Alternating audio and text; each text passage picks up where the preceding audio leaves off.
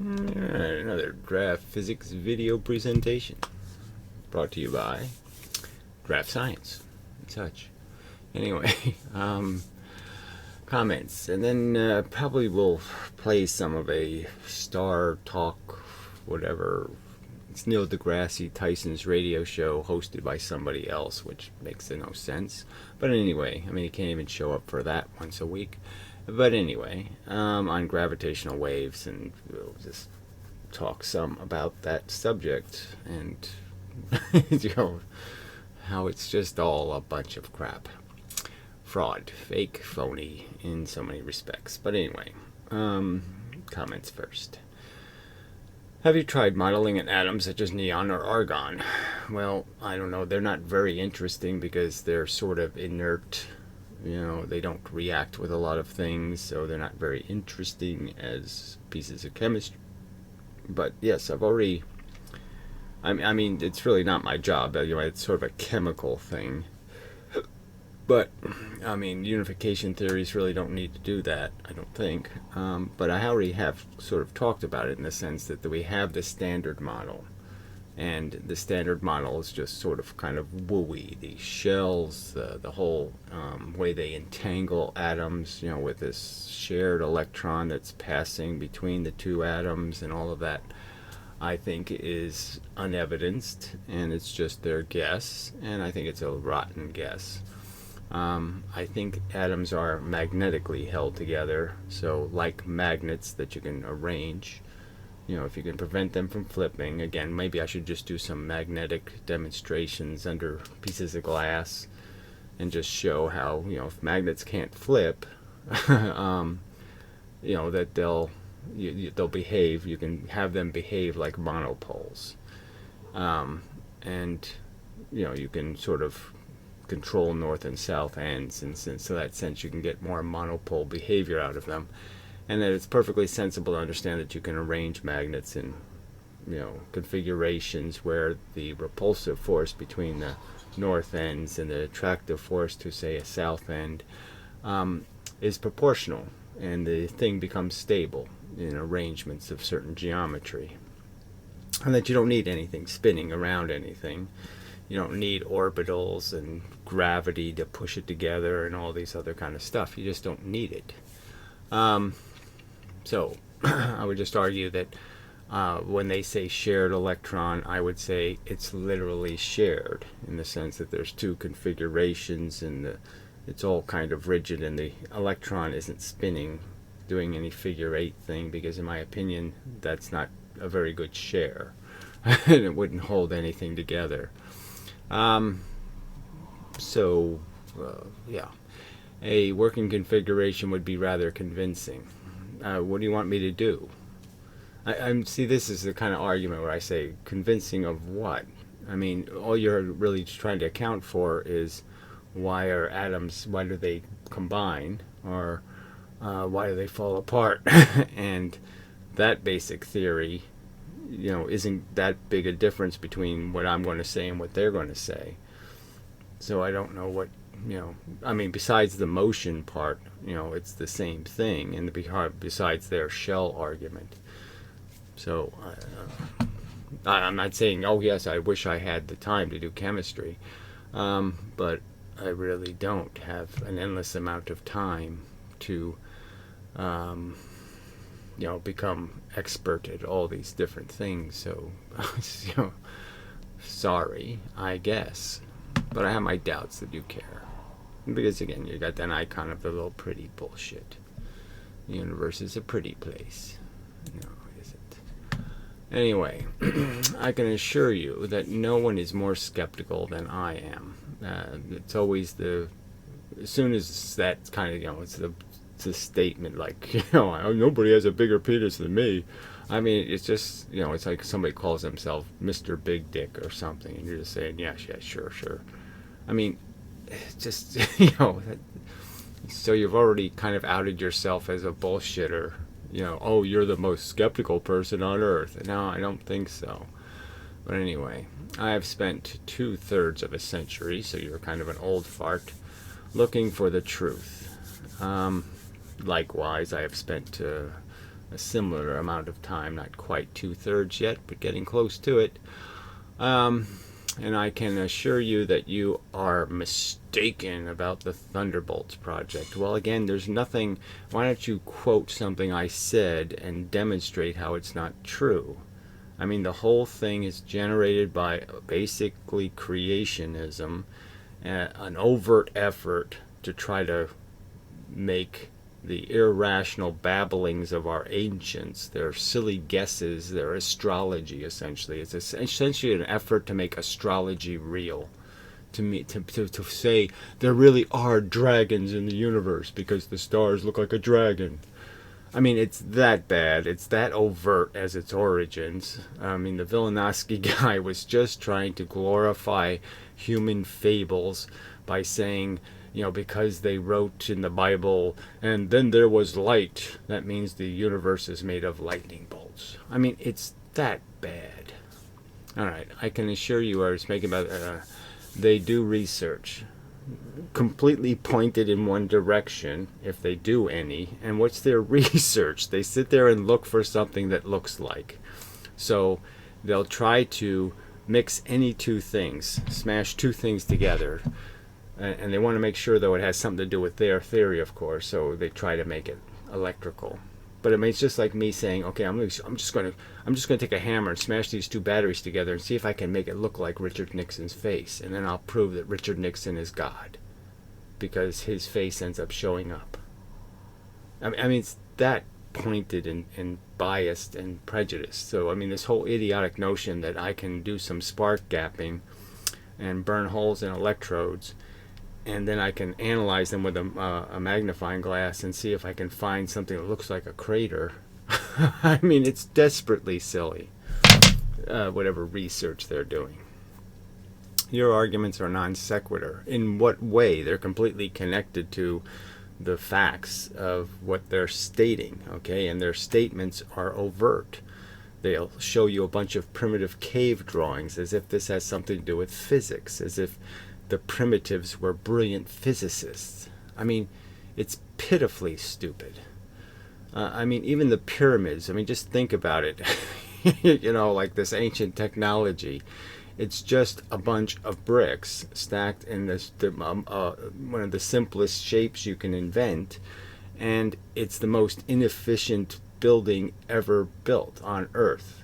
Right? I mean, it's got a tiny amount of living space in it, or dying space, whatever you want to call it, morgue space. And basically it's just a big pile of bricks with a tiny little place to live inside of it. I mean, it's just the most inefficient buildings ever made. Okay, your arguments are non sequitur and lack factual references. Well, no, where did you point that out? Did you point that out somewhere? So no one's more dishonest than you are. Maybe you could run for that kind of competition. So instead of being Mr. Skeptical, why don't you go for Mr. Dishonest? Because that's just a dishonest statement. I mean, where have you demonstrated that I made it a non-factual statement? I play their videos and respond to the idiocy that they argue. Do more research. Why do I need to do more research? They're the ones that seems to have the big holes in their storytelling, where they just ignore all the evidence against their theory and just show the evidence for their theory. All right, and fight fire with fire. I already did that.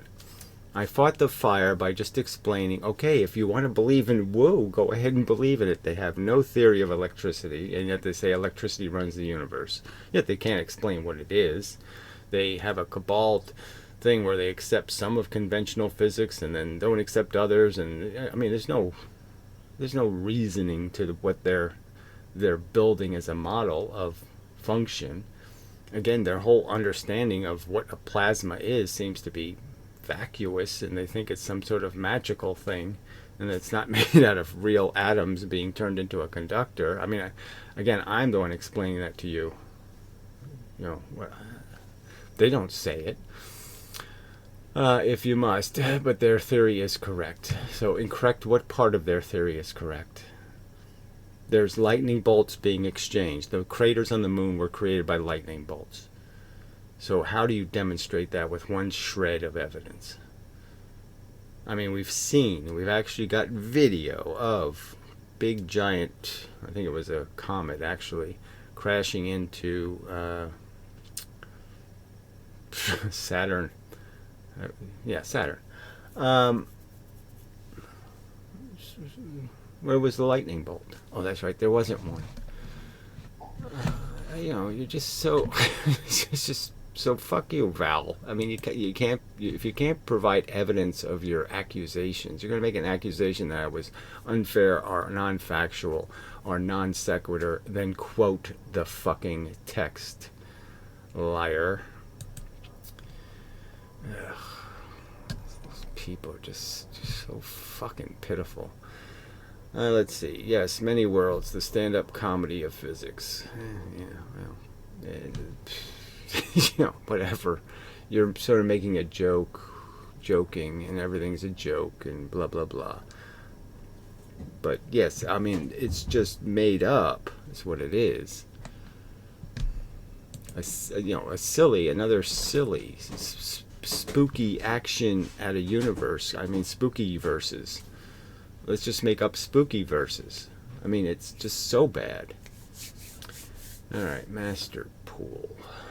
In the future, with proper funding, scripting, storyboarding, and a detailed CGI production taken from your work could be produced. Yeah, so what? I mean, physicists shouldn't need that realistically, and we know that simulations are dangerous. But yeah, it'd be nice. I'd like to have it all nice and graphical. And more important, I would like to be able to demonstrate that the mathematics is simple enough where, yes, you can model this quite easily and see exactly what happens when you change the gravitational constant or some other thing, and change how many photons it takes to or bits of energy it takes to move an electron, all of that. And again, the instrument itself would be very good for testing, in the sense that you could just plug in different numbers and see what happens to find the actual numbers, the ones that actually work. So it would be very productive to have a good model. But the kind of modeling software you're using or talking about is kind of, more show than go. There is a video production called The Mechanical Universe. Yes, I played like 20 of their videos and did response videos to them. So thank you for telling me something I already know again. The presentation is on the Caltech YouTube channel here. Yes, so I already know this. Frankly, their animations weren't all that great. I mean, it's a 20-year-old video series. Educational 52-part video series with an emphasis on practical application of physics. Well, I didn't see that part of it. Frankly, it seemed the emphasis is, again, just mathematical. In the end, that's all they were talking about, is how to do their quadratic equations and such, their calculus, and wasn't much else. They didn't get into theory much at all.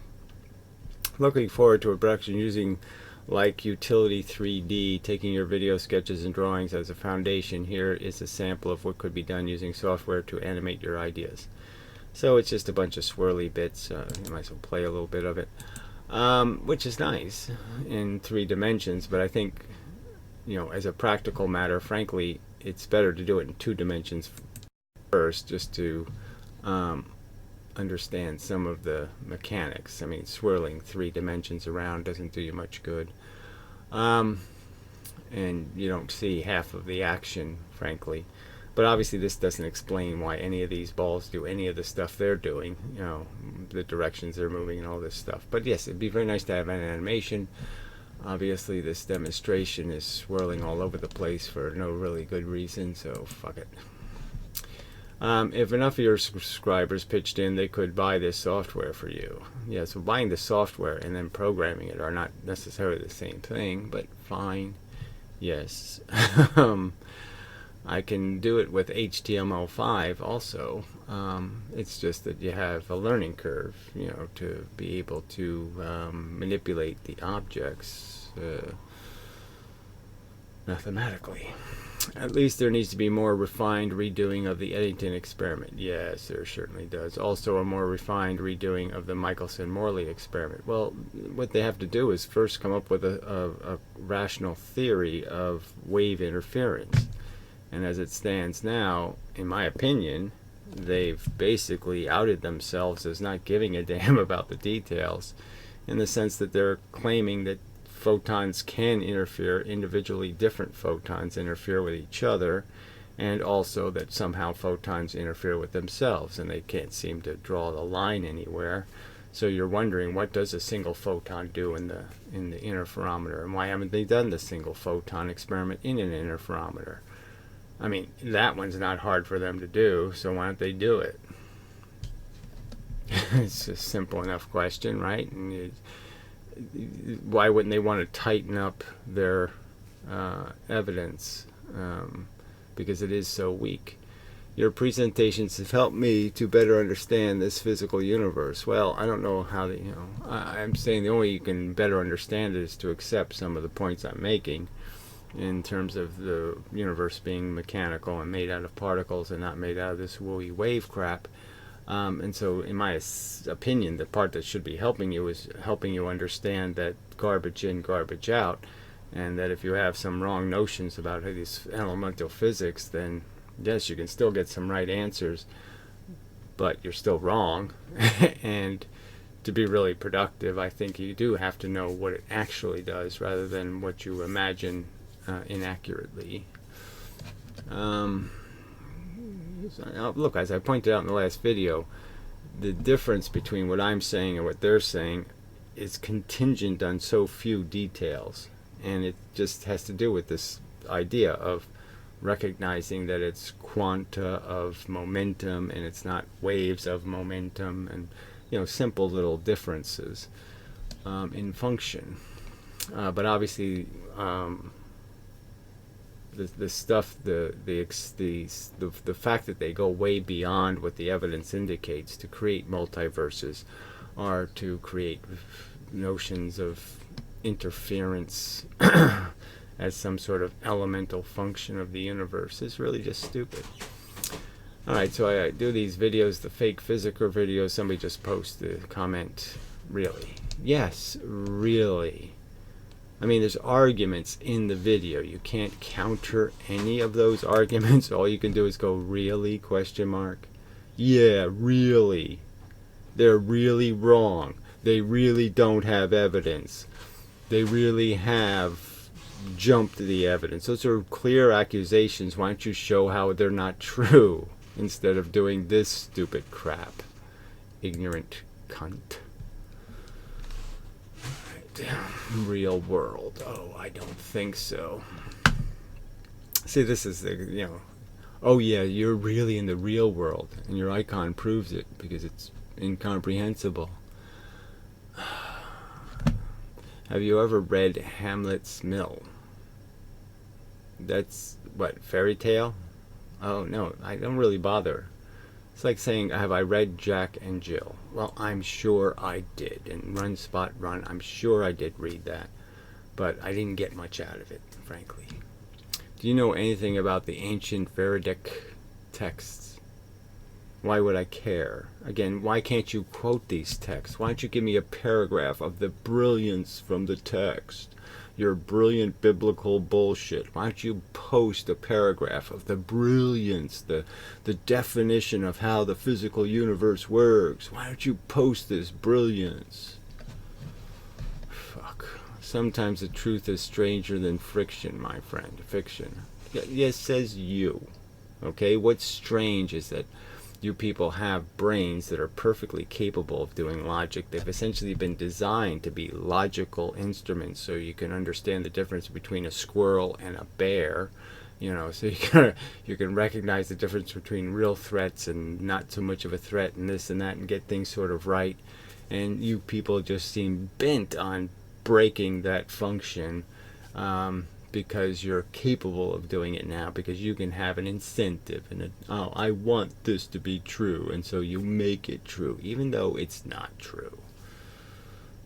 That's fucking strange. That's why I have always been dissident and wondering why the fuck I'm on this shitty planet. It's because it never seemed to make any sense to me to be overtly illogical. And that seems what everybody's bent on being. It's just overtly illogical. Let's all pray and love the God who torments everyone. you know, that, you know, just willy-nilly, it seems, rips people's legs off and causes people to be, horribly burned and all kinds of stuff. Yes, let's love him. Fuck that. That makes sense, loving this fucking sadistic Freddy's and Krueger kook. Same kind of megalithic structures all over the world. So why don't you show me this brilliant structure? It just can't be explained. It's just unexplainable. No, they're always explainable. Nothing all that incredible. Same kind of religious stories. Says you they're the same kind. I don't see anything in common between Native American, even the Native American tribes' religions weren't all that samey. And there's certainly no connection. I mean, if I go to the African primitives and the American and the South American primitives, they all have different stories and different ways of seeing. Even you can go to the islands, the tropical tribes had all different stories. So again, you're saying they're the same stories. What, do they all have Jesus in them? No. I mean, it's just bullshit. I'm not saying Electric Universe is right about everything. They don't even talk about anything, really. They don't talk about physics. They don't explain anything of the real mechanics of the small universe. They just play this game like somehow the big universe has got magical pieces in it. And it really doesn't. It has gravity in it and chemistry. And that's it. It's not all that fucking interesting. But they got some pieces that are missing in the mainstream picture. Like, what piece did they get that the mainstream isn't getting? What, that Venus did a flyby?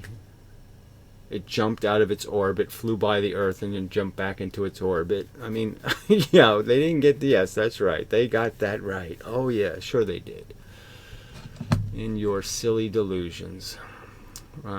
Watch Randall Carlson lectures. No, thank you. It might spark some interest into this from a different angle. And the different angle being what? Distort a vision. Break logic vision. I mean, you're just so fucking pitifully stupid to be such a dupe for this bullshit. This completely... you attack an unevidenced theory with no evidence. Oh, great idea. No, you're not bringing anything to the table in terms of a reason to believe beyond your religious reasons, beyond you want to believe because it's a fairy story and it glorifies humanity. And that's it. But again, no fucking argument involved here at all. Just go listen to Guru Poo Poo and he'll tell you the truth. Yep, fuck you. I've played their videos. It's nonsense. Fuck you. I hate people. You could actually be onto something if you didn't deny distort. So I'm onto something, but I'm not because I'm a distorter. So this is another part that just doesn't make any sense. So what part do you think I'm onto something about? And why don't you just take that for what it's worth instead of giving a shit about this other crap? Does it really matter? No. If somebody, look, if one of these other dissidents says something smart, I say, hey, there, he got something right. And then when they say something wrong, I say, oh, that's wrong. I don't bother saying everything they say is right or everything they say is wrong. So what are you wasting people's time with this nonsense for? So you're just being wishy-washy. Oh, there's something you're saying that means something. Oh, but the other stuff doesn't mean anything. But I won't identify the difference between the stuff that I say is valuable and the stuff I say is garbage. Anyway, distort various phenomenon. Again, what did I deny or distort? So another fake accusation based on no fucking evidence. So again, you people are just so grotesque in your disregard for this value of evidence. If you're going to make an accusation like that, why don't you evidence with it an argument? There won't be any argument in here. Where did I state this egregious mistruth? Where did I distort? Where did I deny? You fucking liar. You fucking liar. Okay, instead try to actually explain it within the context of your theory. Explain what? So again, this doesn't even make any sense. You know, you could be actually onto something if you didn't deny, distort various phenomenon and instead try to actually explain it within the context of your theory. Oh, I'm supposed to explain the multiverse, or I'm supposed to explain dark matter's existence in my... Why would I do that? Why would I invent... Why would I put spooky action in a theory that doesn't need it? That would be stupid. The actual phenomenon, okay, which one would that be? Not your distorted, misunderstood version. So again, where's your evidence of any distortion? Oh, that's right, there isn't any. Okay, so this is the video where I'm just explaining QM and relativity and just pointing out how... So the very video where I'm actually saying, oh look, there's not that big a difference. You know, they just made a couple of mistakes. So the video where I'm being the least...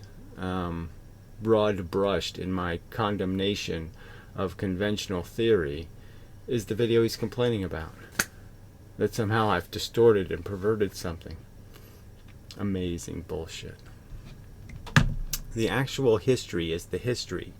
You don't understand that history clearly.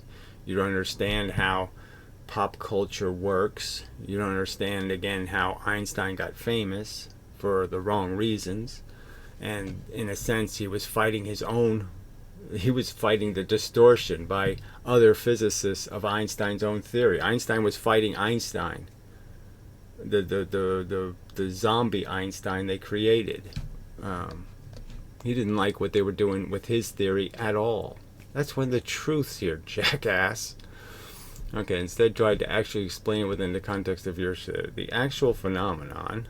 So again, what's the actual, how have I cheated the actual phenomenon? How have I mis-explained what the actual phenomenon is? So again, this fake accusation without a single quote, without a single statement that I can defend myself against your accusation because you actually show some piece of evidence. You show zero evidence and make this stupid fucking accusation. I mean, fuck you, you weasel.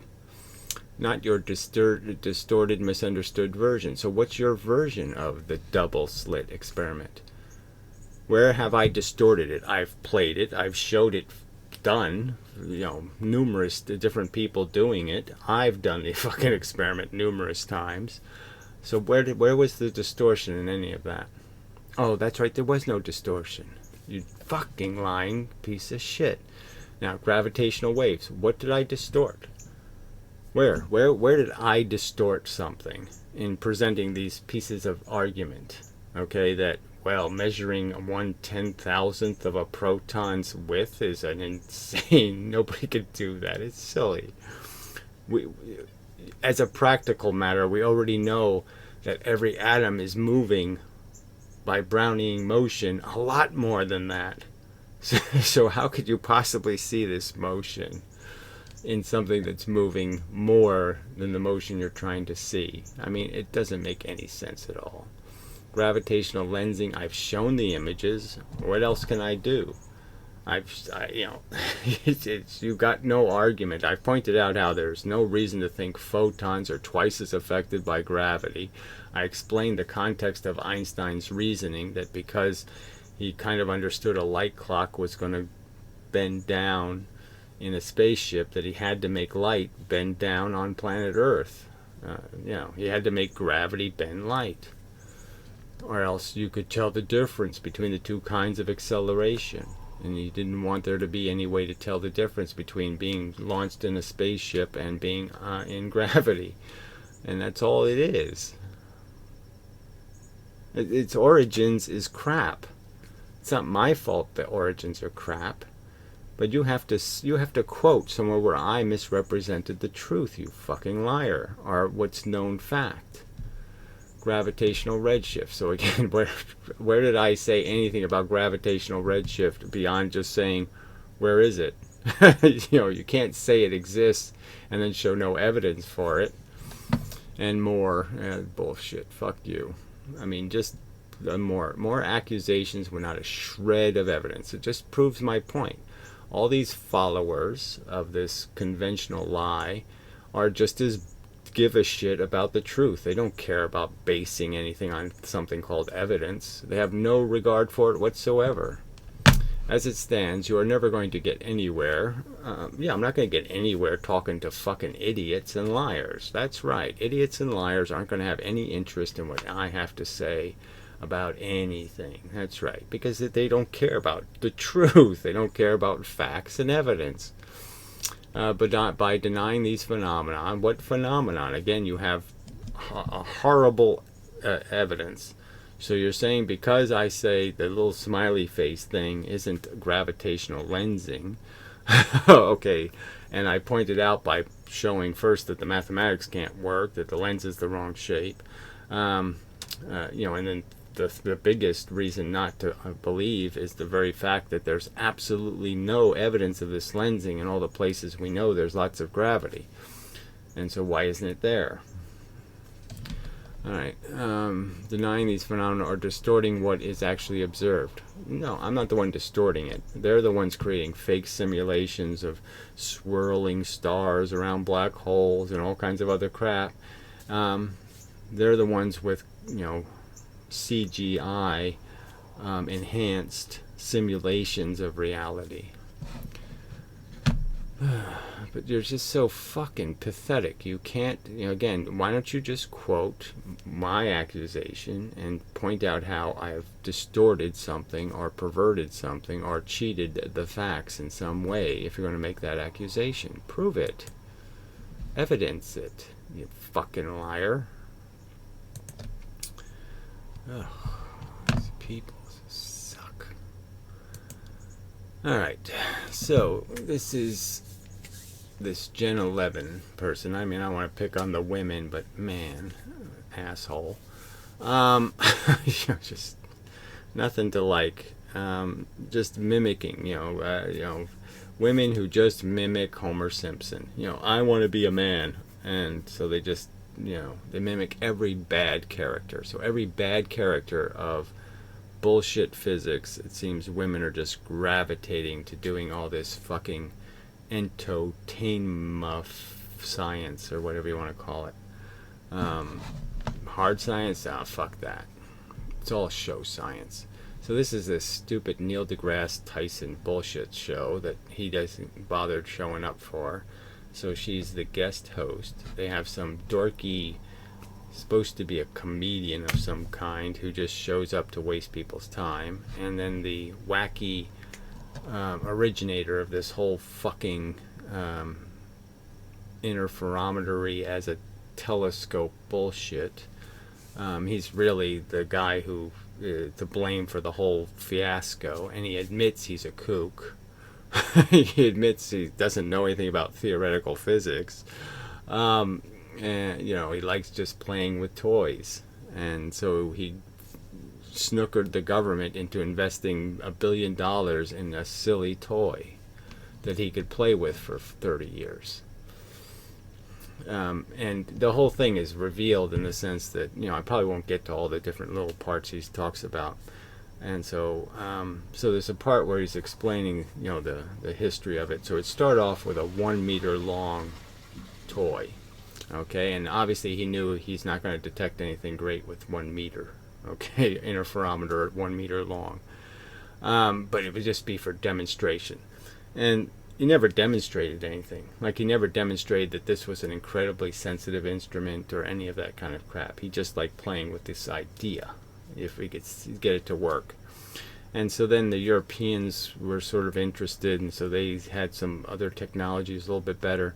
But then, what he really wanted to do was make one that was 10 miles long, because that's what he theoretically knew they needed. Now let's understand, the way they are doing the actual experiment, all right, is even more, even demanding, in the sense that they're bouncing, now that I know, they're bouncing the photon 300 times. So it's really 1,500 meters or whatever, miles. Yeah, it's a mile multiplied, 2 miles multiplied by 300. And it still doesn't come out to that number. Well, anyway, preposterously big, because you're going the full length of the 2 miles 300 times. So you're saying that, okay, so your original, if you did it the way you wanted to, it wouldn't have detected anything. See, they can only make these detections because they're bouncing this thing, to do this 1/10,000th of a proton crap. They can only get that sensitive if they keep bouncing the photon back and forth inside this device, with who knows what kind of technology. So you're saying their original theory, when the government backed this thing, there was no theory, because these waves wouldn't be nearly strong enough. And then they keep pointing out, they keep using Einstein's name, and as if Einstein would hate every bit of this, because he didn't think there was any such thing as converting solar masses into some sort of vibration in space. And he certainly wouldn't believe that whatever that vibration would be some sort of benign stretching thing that wouldn't have anything to do with actual destruction of stuff. Like this energy wouldn't just annihilate everything in its path. This is some sort of magical soft energy. It's just soft, stretchy energy. It's fun. It's just fun energy. What'd you do with the sun net? Yeah, but those 8 minutes are damn important. Right. Because they tell you. I got it sped up quite a bit. Maybe I'll slow it down a little bit, but they do waste so much time that you hate to do that. That doesn't seem like the right thing. That looks better. All right, so we'll just go to 1 1/4.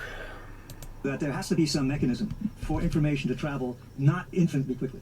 Right. So in Newton's theory, would That's the first order way of talking about. All right. So this is the first, another one of their slanders, is they bring up Newton as if Newton made the direct assertion that gravity is instantaneous. No, Newton had no way of knowing. Okay, and so he didn't posit any theory on that kind of a subject. He certainly would have been agreeable to, well, it could be just very, very fast. He would have said fine. He had no way of measuring speeds like the speed of light. They didn't even have stopwatches, for fuck's sake. So let's understand, Newton didn't, any, practical one. They didn't have any of the, they had no way to measure the incredible speed of these forces, so they could only speculate about it. And so there was nothing in Newton's math. He didn't put any time component in at all. Okay, he just didn't consider it. And yes, when you do consider it, the math works better. So it's better to put the speed in of gravity. But let's understand. But he had, they talk as if Newton made an assertion that Newton was sure it was instantaneous. When no, he didn't make any such assertion. Gravitational waves. And specifically, what are they? Einstein had a different way of looking at gravity than Newton. So again, this has nothing to do with Einstein having a different way of looking at gravity. Einstein had a different way of looking at fucking space. Okay, and the ether. Einstein was an etherist, apparently. And he taught us all that space and time get distorted by gravity. Okay, so time doesn't get distorted by gravity, so this is just more bullshit. Clocks break. That's what the evidence demonstrates. The evidence doesn't demonstrate anything other than you can break clocks. And even by Einstein's own posing as a theory, as a thought experiment, the argument is that time, light, is the one thing that is indestructible by these stupid frames. It doesn't care about these stupid frames. It is the one universal thing that doesn't break. Okay, the speed of light doesn't break. That's basically Einstein's point. And if you just stop there, okay, you can say, yes, good point. Good argument, Einstein. You get curvatures, you get distortions of space and time. So again, more bullshit that there's some distortion of something when clearly all there is a convergence force. You can convert the force through Mach gravity into a particle force very easily, and you don't violate any of the mathematics. So there's no indication of anything. There's no need to make any of it spooky. There's no need to make any of it wavy. Okay, the force can be understood as a straight line force. It can be modeled that way and be perfectly consistent with all the mathematics.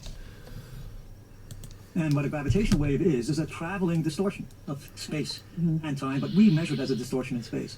And a very special thing, so you can imagine what it is. It's not very hard to imagine. Is that it's a stretching of space and a compression of space. No, yeah, that's not hard to imagine. Yeah, it is in 3 dimensions. It's preposterous to imagine in 3 dimensions how you stretch and compress in 3 dimensions. And here's, just bear with me, here's what it is. Where the wave travels, let's say, toward you, and it does its dirty work, perpendicular to the direction in which it's moving. So something's doing this. And while it's doing this in one Ray's dimension... oscillating his hands in and out. Oh yeah, I gotta say that's right. Like waving my hands So back. almost like a slinky spring. So all they've done is turn this gravitational wave into like as if it was electromagnetic radiation by their own theory, which is they're saying the radiation is somehow doing this, and that unlike, say, their theory of photons, the magnetic field, and in the theory of photons, the magnetic field and the electric field both stretch at the same time and they compress at the same time, so they're in sync. And what they're saying is somehow gravity waves are doing the opposite. When the magnetic field shrinks, the electric field expands. So it's expanding horizontally and it's shrinking vertically. That's what he's saying. Now, there's no theory for any of this crap.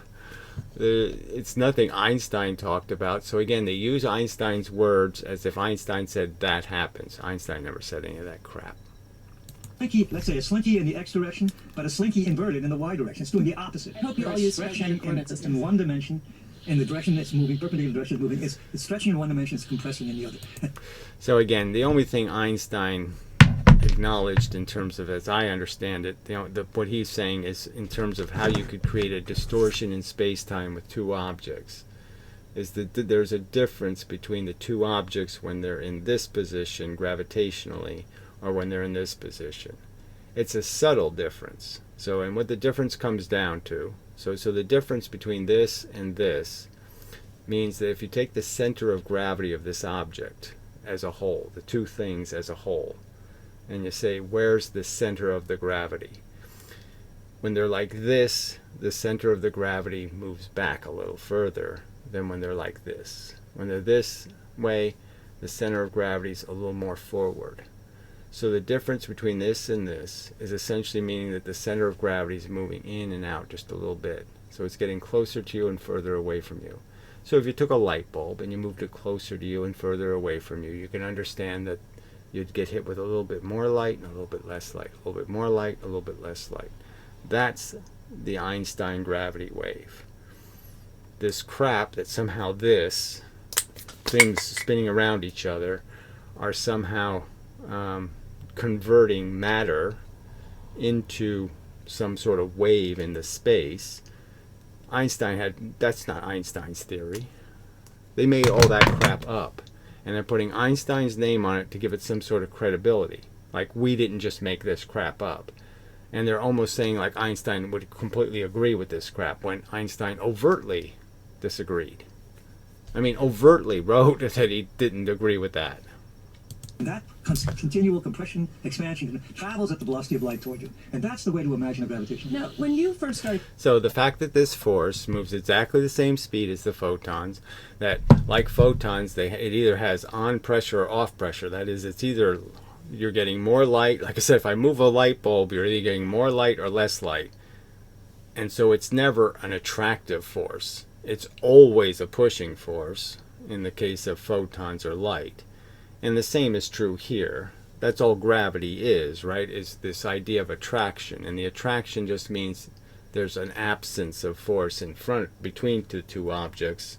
So when we're seeing these two things way out in space, so two things are way out in space and they're doing their little spinning thing, and so they're creating a little bit of change, on off, on off, on off, not on off, strong, weak, stronger, weak, strong, weak, strong, weak. They're just a little tiny pulse.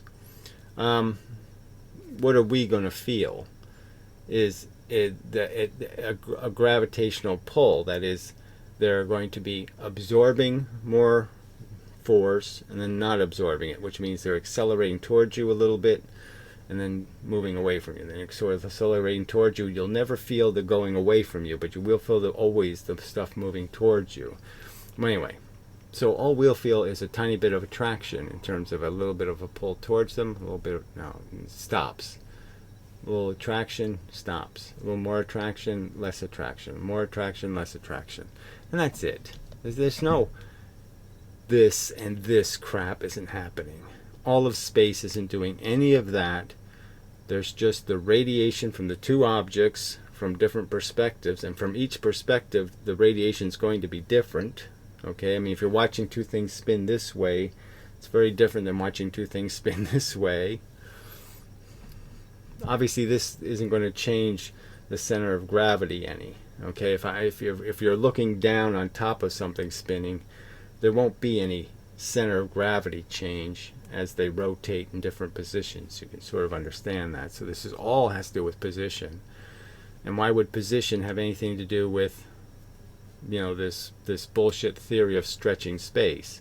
So they don't even explain that this wave has to be seen differently from different perspectives. If you're looking on top, it's like looking down on top of a galaxy and you see the pancake, or looking at the galaxy flat. It's a different thing.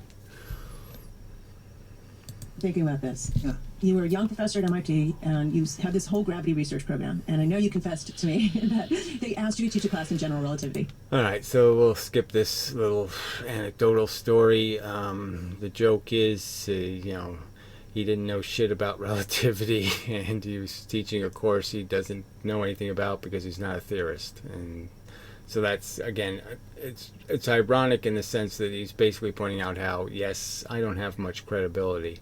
It is amazing the government spent $1 billion on, you know, crap by a guy who really isn't a theorist. Device, this sort of insane, gigantic cosmic recording device to record sounds from space. She was the only one in my whole life who ever made that analogy, and she was right. You know, I mean, I told. Oh, my whole life, no one figured out how to compare, you know, a oscillating signal to a sound wave. Oh, so that's where all this chirpy crap, all this girly sound crap all came from her, apparently, by making this stupid analogy that somehow this is about hearing the planets and the, you know, the cosmos. We're listening to the cosmos, and this idiot thinks it's a good analogy when it really isn't, because sound doesn't do what he's arguing here. Sound doesn't contract in one direction and expand in another direction. So that's all crap, how sound travels. It's not a good analogy. The story. Awesome. And you because I think you have a musical background, or around you is music, and Yeah. understood this right away. Yeah. It's actually true. It was. Yeah, so What's the book called?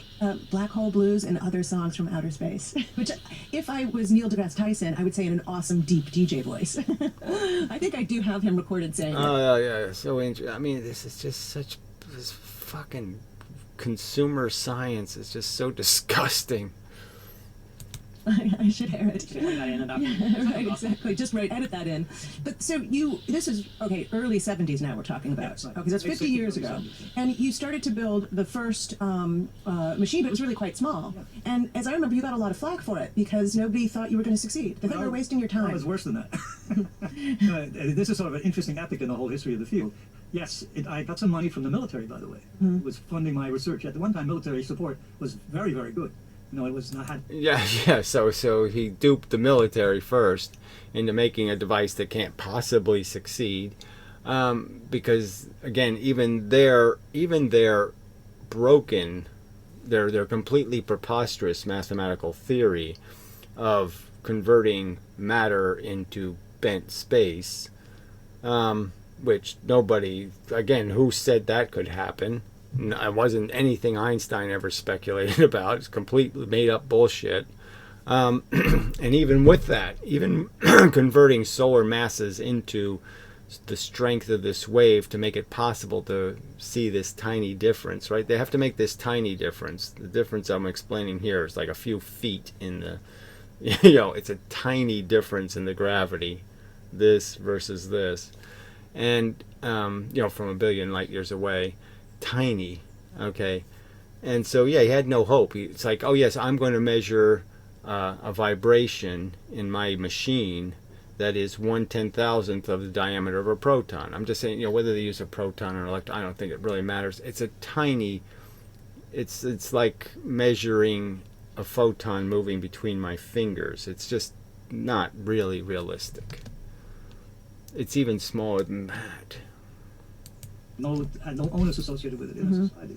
And what happened was that they supported this, and what happened, I got about $50,000 to build a small prototype. And then, all of a sudden, everybody got very disenchanted with the military when the Vietnam War happened. All right, so this is all more storytelling that's not very useful. So you would feel it over your whole body, and you might hear something, but that's not what we're doing. Okay, so you'd feel it over your whole body. So this is the question. So what if you were closer to the wave? And it's just this silly thing that, you just feel more stretching. So they've converted solar masses, which is an insane amount of energy, into pure energy, and then they say this pure energy would have no effect on you. And so that's their excuse for why these gravitational waves that have to be so insanely powerful aren't creating any other effects in the universe. That is, they're not shooting everything away from them or pulling everything towards them. That's somehow not working as actual gravity. That it doesn't blow everything to bits all around it. Is because they've turned it into some sort of energy we don't even know of. This fake, stretchy energy. And somehow we can all be stretched. It doesn't matter how much we're stretched. We'll never notice it. We will hardly even feel it. Just a little tingle. A few tens of years of that, we would have measured something. And you would have measured exactly what we measure in our detectors. You would have been stretched in one dimension and compressed in the other dimension. You would have felt that. Now, we resist stretching and compression, but our auditory mechanism is designed to resonate in response. Do you think that we could technically hear a gravitational wave even in the absence of air? So there's more. We could technically hear a big, giant physical thing moving 1/10,000th of a proton. I mean, this is just so fucking stupid. That your eardrum could detect anything that tiny in terms of a vibration. Just so fucking stupid. So all they have is that this frequency of this spinning just happens to be at a rotational speed that would be like a car engine. And so it would create noises that would be in the audible range because the vibrations are at cycles per second. And those cycles per second are the same as the cycles per second of the range that we can hear in. And so I don't know whether that's coincidence or just more part of this made-up theory. I mean, how fast these stupid, idiotic things are spinning around each other is completely made up by what they give them as positions and mass going in. And they don't have even any theory about how these binary stars are created, how they ever collapse. And they just don't have any. They don't have any rational theory for this collapse mechanism. That's not because I've been saying that's for months. Well, I don't think. I think let's get to that. See, the only way this could work is one of the objects has to get heavier than the other object in the system, and somehow the one then just degrades in its orbit and crashes into the other one. But there's no theory for this shit. Yeah. This issue right away, because we, not you, we have generated some confusion by saying listening to the universe, which is what a lot of people have said about this. Yeah. And it's true, but it's not necessarily a sound wave that's exciting us, you see? And what is happening is that we are seeing... Well, obviously it's not a medium, but you're saying it's a medium. So in a way, it is a sound wave, because you're creating a medium. So why don't you just say the reason why you don't hear it is just because your eardrum is too big and fat. And it can't vibrate because there isn't enough energy hitting it from this mega wave. these stretchings and compressions, and that's certainly going on in your ear too. The compression and extension, even for that 1 mile, one year away, light year away, is still too small for your ear. Right. So how close do you think? Oh yeah, I would agree with If you that. got close enough, you would If you got close enough. you would feel it up your whole body, and you might hear something. But that's not what we're doing. If you got close enough, you would feel it through your whole body, and you might hear something. I mean, it's yes, you've converted 3 solar masses into some sort of pure form of energy, and yet it's not really energy. It's this magical kind that you just barely even gives you a little tingle. But So we're like doing, a sound wave is like the compression and expansion of the air around you. That's and right. this is the actual space itself is doing that. yeah, but So again, it's not the compression of the air around you technically. Technically, it's the movement of fucking atoms, okay? Nothing actually compresses, okay? The atoms move together, essentially, closer to each other. And then they get closer over here, and then closer over here, and closer over here, and closer over here. So the closeness of the atoms moves because the force moves between the atoms. So the distance between the atoms changes. But technically, is that really describable as you just say the word compression and you've said all you need to say? No, because that's a magnetic and electrical phenomenon, what happens between atoms. But be careful. What it is space. You're right. Space is doing the expansion and the compression. On the other hand, our instruments. So again, space, so we can understand the compression and expansion, okay? It's the atoms getting too close to each other and moving, okay? I mean, I would argue that's what's literally happening. It's like a pool balls, and you arrange a bunch of pool balls in a row. There's probably no way to do this experiment just because you can't create the lack of spin you need to make the pool balls do it. But anyway, you hit one. Well, you can see it in Newton's kinetic balls. The one moves, the force travels through all the others, and the end one pops out. Now, you wouldn't sit there and say the steel balls got compressed. That wouldn't be how you describe what happened. But anyway. This is where it gets converted into sound. That's why I look at your microphone. What we do is we have a device that measures these very tiny displacements using light and the timing of light. But then we Okay, these tiny displacements between 2 mirrors made out of atoms, and somehow you think you can keep those mirrors quiet enough where the protons aren't going to be moving so much that you can detect 1/10,000th of a change in the distance between the atoms. The 1/10,000th of the distance of a proton. That much change in movement. convert that into a sound by amplifying it. And then that gets put into a loudspeaker, yes, and then it makes a sound. Look, the It's a lot important... like an electric guitar. Exactly, but exactly like electric guitar. Yeah, I've seen You've got that. very good... So exactly like electric guitar. How? How is it exactly like an electric guitar? I mean, none of this makes any sense. Electric guitar is completely a distortion of the actual vibrating frequency's tone. But anyway, this is just so fucking stupid. Very good analogy. And the other thing is that it's the other piece of it is that these phenomena we're seeing are things that have the frequency of our auditory system.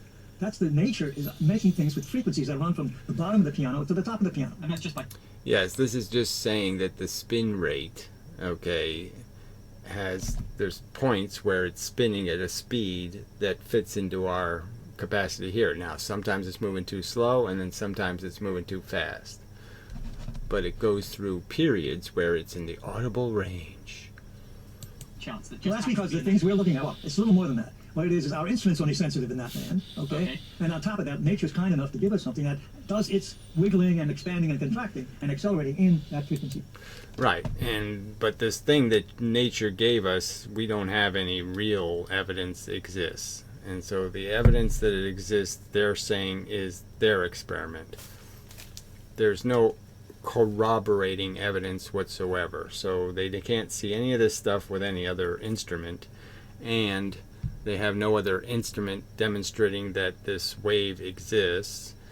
And I mean, none of it is verified by anything. It's this one that it's all circular, self-proving. Somehow by saying I found a gravitational wave, now I've proved it because there's the evidence. I said it. Isn't me saying it evidence? You know, I don't need I don't need to go any further than that, right?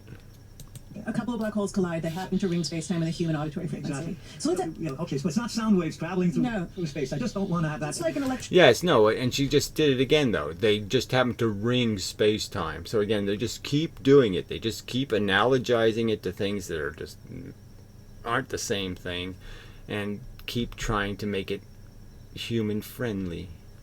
Your guitar string is not Exactly. a sound wave That's a traveling through wonderful space. analogy for people. But you had to build LIGO to build the body of the guitar That's to the guitar. record the shape Absolutely. of the wave. It's a beautiful analogy.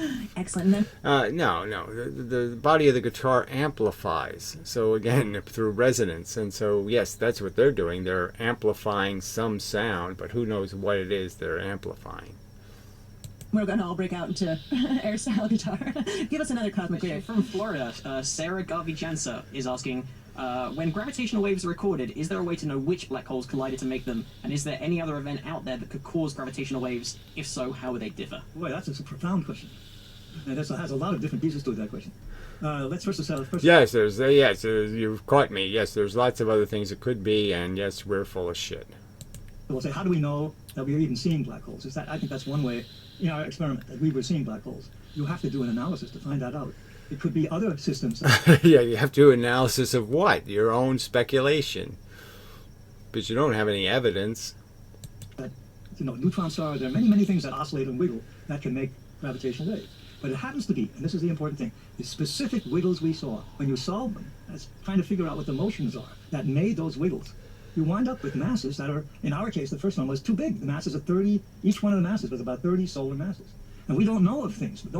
We know of ordinary stars that do that, but they're too big. They're too big, right? So the logic here. So he's saying that there's regular stars that are 30 times the size of our sun, and but he's saying they're too big in the sense that they're too big to orbit in this tiny little orbit. So they're not compressed enough in the sense that they're not dense enough. Yeah, somebody asked a dumbass density question. Where the hell went is that? I remember reading it. I wonder what happened to that. Maybe it was in the email. Yeah, I'll have to look for that. But this whole idea that somehow density would have something to do with it. Density in gravity only has to do with the surface.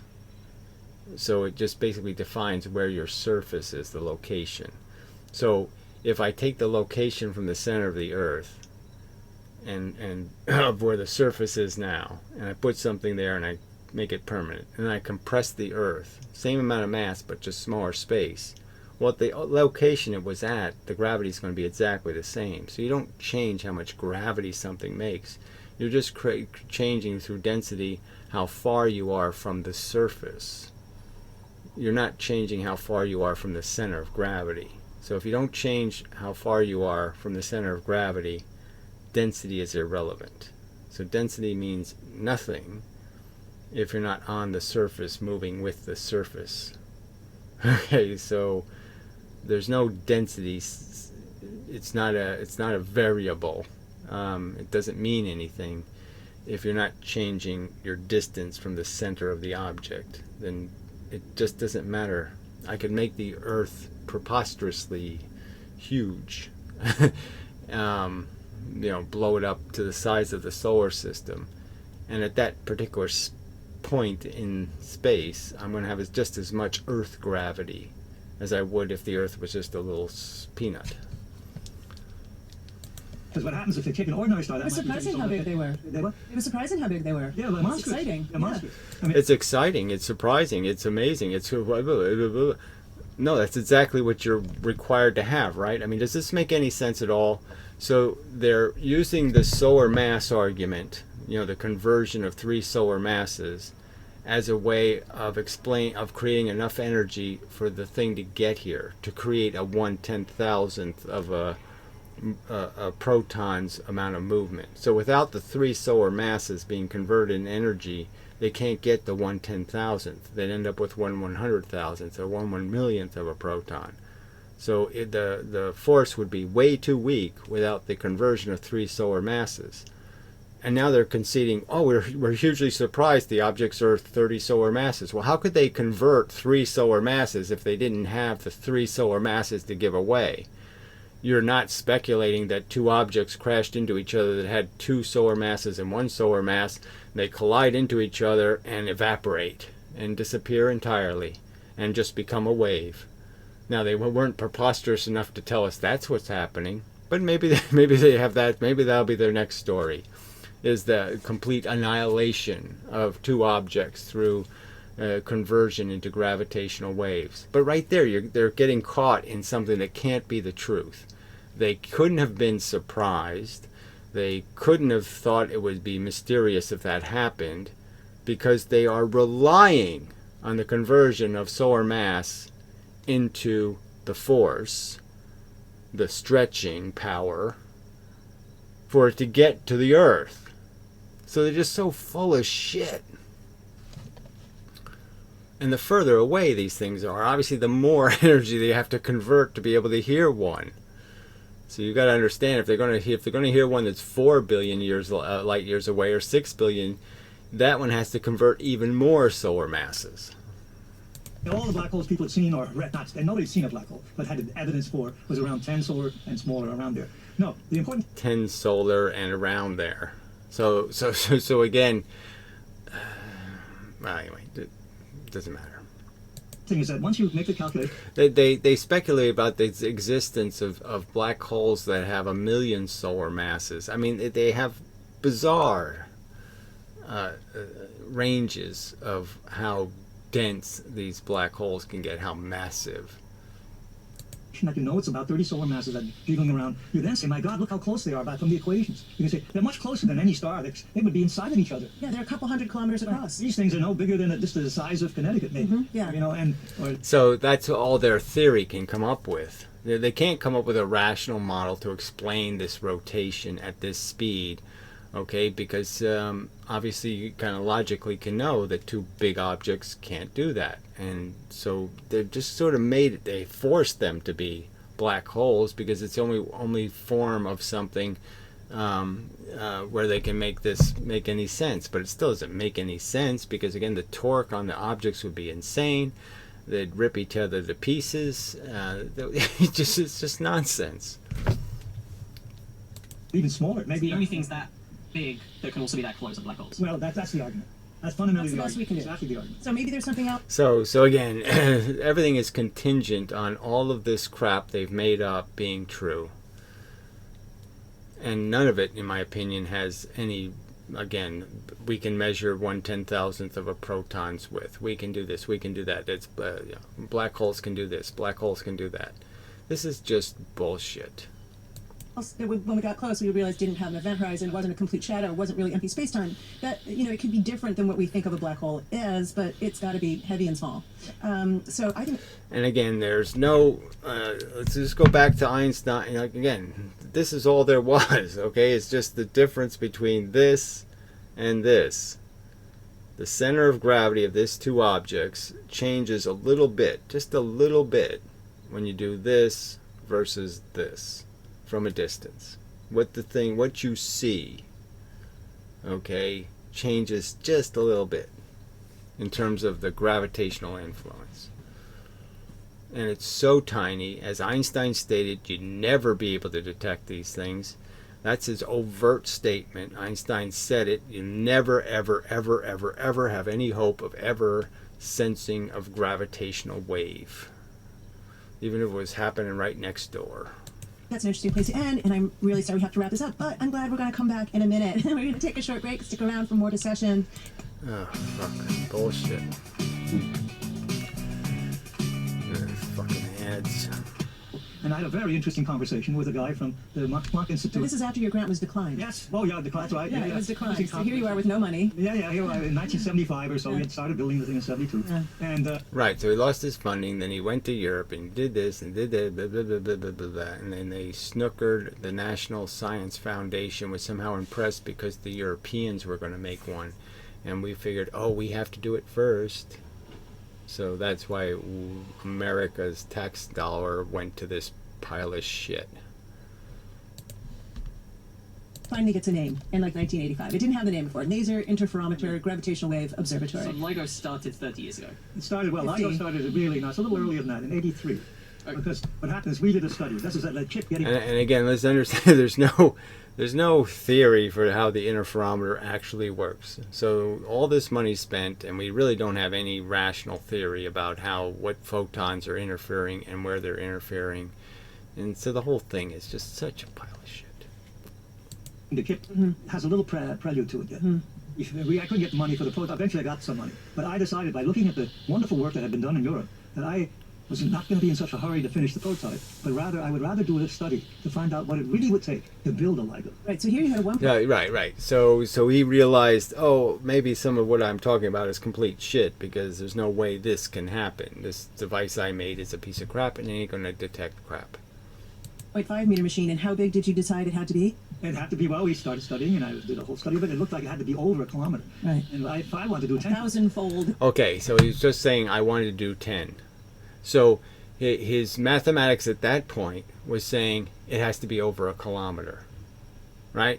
And now the mathematics is basically saying if you don't reflect the light back and forth 300 times, you wouldn't be able to detect these waves. They wouldn't have detected their detections without that 300 times bouncing back and forth. So without it being essentially 1,500 miles. That's what the guy said, 1,200 miles. So by reflecting the light back and forth, they're they're taking this length, and by reflecting the light, they double it, and then reflect it again, you double that, and then you double that. So I guess it comes out to 1,500 when you add up all the doublings. But so again, how does this make any rational sense? So at one point, their theory said it has to be a kilometer long, and then now when they're actually say we've done it, it has to be 1,500 miles long. Yeah, well, I would You had like something that was about like 8 minutes. Yeah, arm span to it doesn't fit on the MIT campus or even in Cambridge, Massachusetts anymore. Most of my experiments like the size of a matchbox. Right, so they involve... Nowadays they even get smaller, these nanotechnologies. Oh god, I just hate this fucking planet. Yes, nanotechnology, but it has no... let's play that part. Things, but you can't do gravitational waves for that way. Why? You can't do it because the amount of motion is bigger. The amount of motion the gravitational wave induces is proportional to the size of the system. Right, no, but isn't that also proportional to the size of the mirror? So the thinner, smaller the mirror would be, the less heat and other kinds of crap you have the atoms doing inside of it, so you would have fewer noise atoms interfering with your detection of your 1/10,000th of a proton's distance of movement in the structure that's reflecting the photon. The structure, the atoms are reflecting the photon, right? And I would argue the electrons are doing it. This is just so fucking stupid. So his own argument doesn't make any sense. If I make the mirror bigger, then I'm creating more noise to interfere with the atoms to make the atoms be in a position that I couldn't predict. And therefore, how can I possibly measure a tiny difference in an atom? I can't predict I can't predict where its location is. See, what's constant in a gravitational wave is the strain. That's getting a little technical. That's the ratio of the added displacement, the compression or expansion of the gravity wave, divided by the distance that the objects are already apart. And that number, that ratio is a constant. Yeah, it's very small. So LIGO now has these near... Yeah, it's very small. It's very preposterous is what the whole thing is. I mean, again, and what's the rational theory for the wave producing a compression in one direction and an expansion in the other direction? I had never even heard of a theory for that. Why gravity would do that? How that makes any sense. Suspended at the corners of this L-shaped, 4-kilometer long, 2 instruments on 2 different coasts, one in Louisiana, one in Hanford. By how much are the mirrors displaced? Well, describing that's the same. Do you mind if I use conventional notation? I can translate. You can translate. Well, it's 10 to the minus 18 meters. So it's about... Which is a million trillion. Okay, like that, fine. A millionth of a trillionth of the size of the arm. So over 4 kilometers, it's very small. Which is how it's like... Well, no, it's 10 to the minus 21 is the strain, and it's 10 to the minus 18 is the amount of motion in a 4-kilometer. Right, so why don't you just admit that you've lengthened the arm preposterously by bouncing the photon back and forth 300 times? Right. So that comes to about a 10,000th of the width of a proton. Exactly. Yeah. That's You exactly have to convince who to let you build this? You know, a lot of people, and that was the thing you see when you tell somebody you're going to measure, tell an engineer, be a solid, well-rounded engineer, that you're going to measure something at 10 to minus 21, which is really the right number to use, because that's what the gravitational field strength is. They look at you like you were sort of a madman. Yeah, it's stupid. It's ludicrous. It doesn't make any fucking sense. The thing I'm going to be trying to bounce the photon off of, the physical thing, I already know that's moving a lot more than 10,000th of a proton. It's doing fucking goddamn this. So how the fuck can they have any any hope of measuring that when it's moving like this? It doesn't make any fucking sense. And he's admitting it doesn't make any fucking sense. But it doesn't matter because I got the money and I got to build my toy and we got to say we did it even though we didn't do shit. We made it up. And, nothing gets measured at that 10 minus 21. So that's the first problem you have. The second problem you have is you got a nut like me trying to convince some heavy that, you can do this. Right. Now, why should they trust me? Exactly. No good reason whatsoever. That's the other problem. I have no recognition for Well, that. plus people weren't even sure there were black holes out there for a large part of your initiative. And what Jana just hit is the fundamental problem, not really the fundamental problem. And they still haven't demonstrated there's anything called this super dense matter. So all we can say that there's some evidence for is stuff that has a lot of gravity. But there's no reason to say, oh, it's a grapefruit, that weighs as much as the Earth. Bullshit. Had, which was nobody could tell us what were the sources. So now we have a triple go. That's really bad. A triple no, let's put it that way. An insanely small number. A guy who's a little bit of a flake, okay? Right, so you're admitting it. Driving it. And, That'd be you. Yeah, so. And then nobody can attest that there's real sources. And people at MIT, where I was a faculty, saying black holes didn't exist. See, that was a whole backdrop of this as So well. what possessed you to Persuade keep them to going? spend money to detect the effects of something that they don't think exists. That's right, and it's a lot of money, $100 million about it. Well, Ray, you didn't know that they existed either, So it started with 100 million. Obviously, it would end up being a billion. and you didn't know. So what possessed you to keep going? I mean, it is insane. Well, I'm going to give you a very silly answer, which is the truth. Okay. A really silly answer. You think I'm a really profound scientist? That's baloney. But I enjoyed the work, and I enjoyed the people. Yeah, so that's all it's really about, is just being able to play with a toy. Oh, fuck. Moving Phenomenon, on. is it not, as a theoretical localized artificial space-time distortion or warp? Thank you very much. Can I try this one and then Ray, you jump in? So just like there are light waves, electromagnetic waves, which is radiation, there is Yes, and there's no waves, there's a force called a photon. And it moves in a straight line.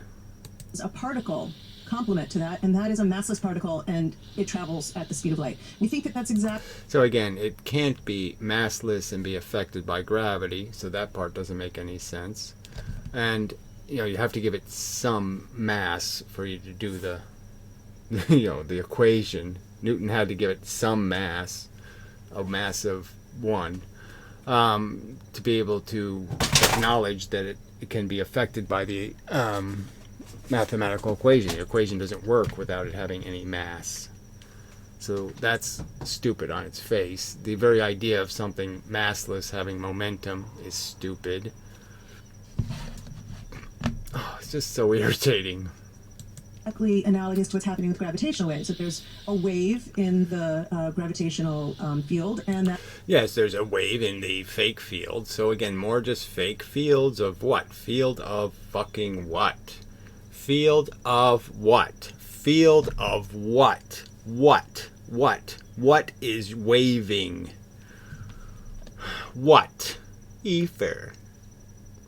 there is a particle called the graviton, which is massless in Einstein's theory. That might be wrong, but in Einstein's theory, it's massless. And in that case, like all massless things, it travels at the speed of light. So again, Einstein's graviton, completely different than theoretical physics' graviton, which is the actual creator of gravity. Okay, it actually makes something gravitational where the force carrier graviton that Einstein was creating was a radial force, like the virtual photon of quantum mechanics. No faster, no slower. But that could be wrong. It's very hard to test the speed of light by looking at gravitational waves. I'm sorry, the speed of the gravitational waves. It's very hard to test, isn't it? Well, we try to make an attempt. You want to hear about that? It's Yeah. If we ever get, there's a future and there's a current. I'll give you the future because it's easier to understand. All right, so this is just basic stuff, but the bottom line is they say they've confirmed the speed of gravity. Like I said, people already had established that gravity had a speed because, like I said, if you did the math works better if you give gravity a speed. Okay, so that's sort of an indication that, oh yes, this works. I don't know the other experiments. So there's plenty of little bits of evidence that indicated that gravity had a speed. And so everybody already speculated about that, and they keep pretending that somehow our Einstein's theory was somehow this bold statement that somehow we're recognizing gravity has a speed, when lots of people already mused about that being a possibility. So that's sort of the bullshit. But they basically say they confirmed it based on the fact that their one detector detected this signal, and then 8 milliseconds later the other detector did, which isn't really the speed of light, it turns out. So so it isn't exactly the right speed, and obviously any communication between those two places could happen at that speed. I mean, the phone lines, for example. Yeah, there's lots of ways the same aberration could end up in both instruments.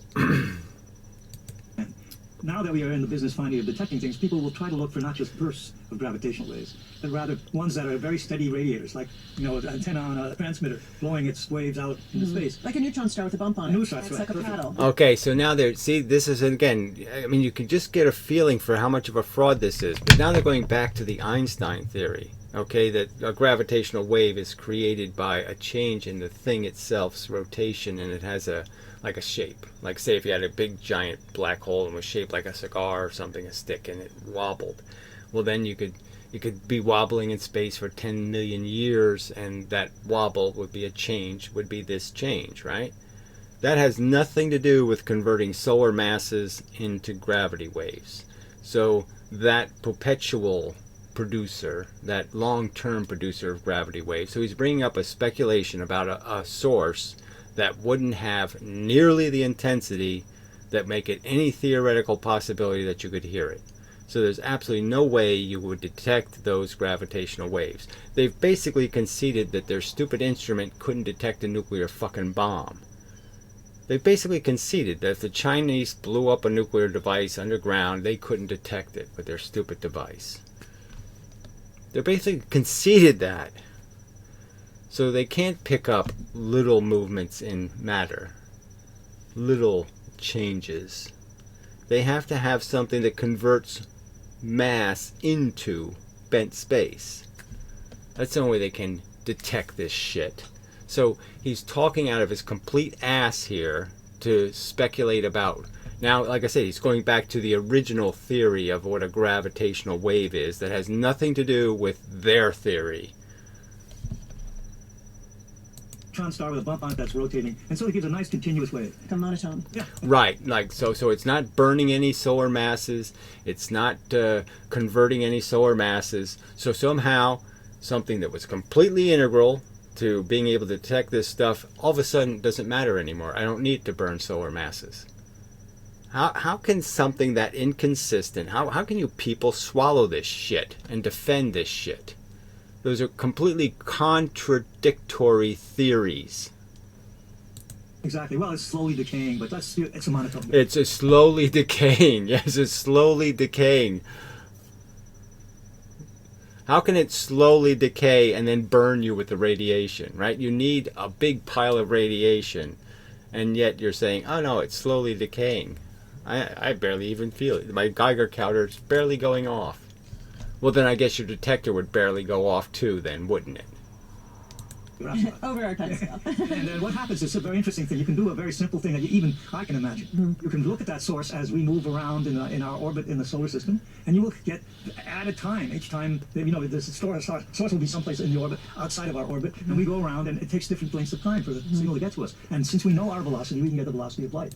Right, so this is kind of silly, right? Just because you're saying from the different positions, this signal will change so little. So now you're talking about a 10,000th of a proton, and now you're talking about we're going to measure the difference between a 10,000th of a proton and a 9,675 of a proton. So somehow we're going to detect something 10 times smaller than the 10,000th thing. Come on, it just gets more and more ludicrous. The Earth's rotational orbit is so tiny compared to the distance of 1 billion light years. You got to understand that there's no way you're going to detect the gravitational difference of a force, how strong it is at that tiny difference. So there's no way you could use it to detect the speed. Your different positions in the solar system's orbit isn't big enough to detect this difference. The difference in the signal is so tiny. It's like me moving 2 feet close. It's like me moving 2 feet closer to a radio station 50 miles away. And I move 2 feet closer to it with my radio, and I tell, oh, I'm getting a much louder signal. No fucking way. Because we increased the distance to the object. You know how much we increased it by. So it's a very straightforward kinematic measurement. On the other hand, we already have sort of a quasi-measurement of the velocity of the gravitational waves from a simple thing. We saw, I have to explain, as Jenna said, we have to... All right, so that's where he's going to just say that the signal was 8 seconds difference, 8 milliseconds different. Make an interference pattern. And Right. that's why I just don't think we can do it unless... So Mary, not gonna tell ya. So then this was a two-slit experiment. Why can't we do the two-slit experiment with gravitational waves, which the very concept of wave interference now they're going to throw that bullshit in here. Well, why wouldn't this wave, these gravitational waves, actually interfere with all the other gravitational waves in their path? There should be lots of things creating all these gravitational waves. How come these gravitational waves don't interfere? Because we should get a very interfered pattern.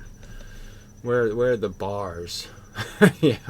Well, the other thing is black holes are not even considered at that moment. But just the calculation where he came so pessimistic about this, I'd like to see a piece of paper that has that. He must have done it. The fact that Einstein... Of course, he'd like to see Einstein's piece of paper where Einstein did a calculation to figure out that there's no fucking way you're going to tell the difference in the center of gravity, the movement of a center of gravity of a few miles at a billion light years. And this is, Einstein didn't even know all the stuff we know about galaxies and the hugeness of the universe and all that crap. But he already knew at any distance, gravity diminishes so rapidly, by the inverse square law, that the amount of signal is going to be so minute. There's no possible way you can't even detect the gravity of the damn thing, let alone detecting the tiny difference in the gravity. We couldn't even detect the gravity of a neutron star 1 billion light years away. How can we tell the difference in its gravity? A subtle difference in its gravity. Think black holes are real, and I do. Makes me smarter than Einstein? Like, what are you doing? Just a little later, that's all. If you time traveled to before Einstein and believed in black holes, that would make you pretty smart. Do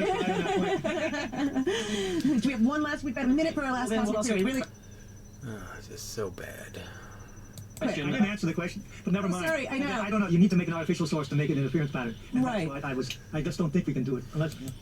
Why would you have to have an artificial source? All you have to do is have one of your sources. You can make up any source, so you should be receiving interfered patterns already. The pattern should be already made by the photons in the space, the waves. So we'll jump ahead, but we're going to do a commercial break. So organisms were fossilizing on the Earth. Let's start with what must have been the case with the...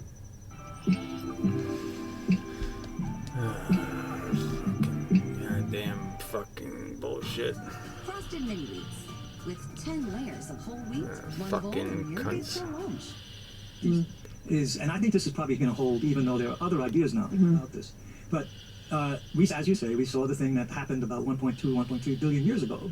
And we saw it at this end point, at the very end, when the two black holes were getting closer and closer. They go orbiting around each other. And then all of a sudden, they hit each other, and they make a new black hole. That's what they do. When they swallow each other, as their event horizons come together. And you wound up with, let's say there were two 30 solar mass stars to begin with, and you wind up with a 57 solar mass black hole when they make a new one. So the first thing you have to explain is where that 3 solar mass... They lost some mass. Well, they went someplace. So they went into gravitational waves. Well, that's unbelievable when you think about it. Right. So it's, Right, that's no theory for it when you think about it. Nobody speculated that that's possible, at least none of the Einstein or Bohr or any of these people. None of the known theorists created that. So who's going to put their name, signature on that pile of shit? This theory that you make bent space out of matter. Somehow you make actual bent space waves or something. There's no theory. completely dark. None of it comes out as light. Nothing comes out in If I light. did a telescope at these two black holes colliding, I would see nothing. See nothing, and that's one of the Darkness. tragedies, because you'd love to be able to see something so you could identify where it is. Right. We don't.